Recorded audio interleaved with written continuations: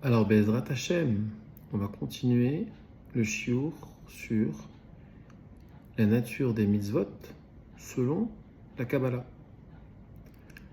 Nous avons vu que nous sommes composés de 3 parties. Le corps, qui est l'enveloppe externe, l'âme animale, qui est l'enveloppe intermédiaire, et l'âme divine, qui est l'enveloppe la plus profonde, qui est la lumière. Nous allons essayer de définir dans cette série ce que sont ces 3 entités. Il faut comprendre que la mitzvah permet à l'âme animale d'être liée avec l'âme divine. Et ce, par ce qu'on appelle le Tselem Elohim.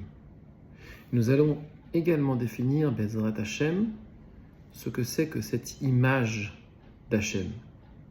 Cette image, pour commencer, est réelle et même peut-être prouvée, puisque son existence peut être prouvée, puisque les animaux peuvent le voir. Il faut savoir que le Tselem Elohim complet est composé de 248 entités qui correspondent aux 248 mitzvot positives. Et ces 248 entités peuvent être visibles puisqu'elles sont à l'intérieur du corps, mais elles sont également en grande partie à l'extérieur du corps et elles brillent. Et quand un homme a ces 248 mitzvot, eh bien il a le tselem complet, et alors les animaux ont peur d'eux. Il y a une histoire comme ça qui raconte qu'un grand sage qui avait le tselem Elohim complet a pu ramener des lions qui s'étaient échappés de leur prison, de leur cage, et les a ramenés au roi alors qu'ils étaient en train de dévorer la ville.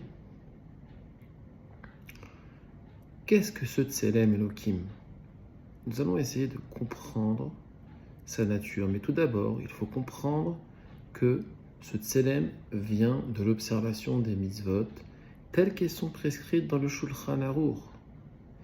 Un homme qui fait chaque mitzvah selon ce qui est prescrit dans le Shulchan Aruch, eh bien chaque mitzvah correspond à une lumière, à une des 248 lumières qui forment ce qu'on appelle son tselem.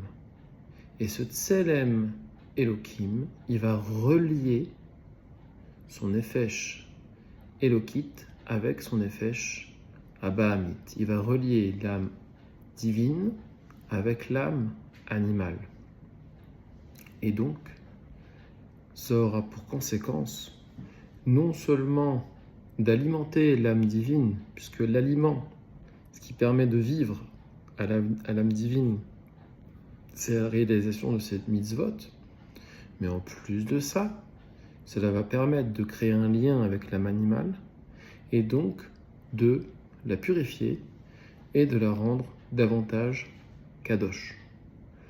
Nous verrons par la suite, Bezrat Hashem, Blineder, pourquoi, quel est le but d'alimenter cette âme divine, quel est le but d'alimenter cette âme animale, et enfin, quel est le but pour le corps, puisqu'en fait, ces 3 entités vont trouver un bénéfice dans la réalisation des mitzvot.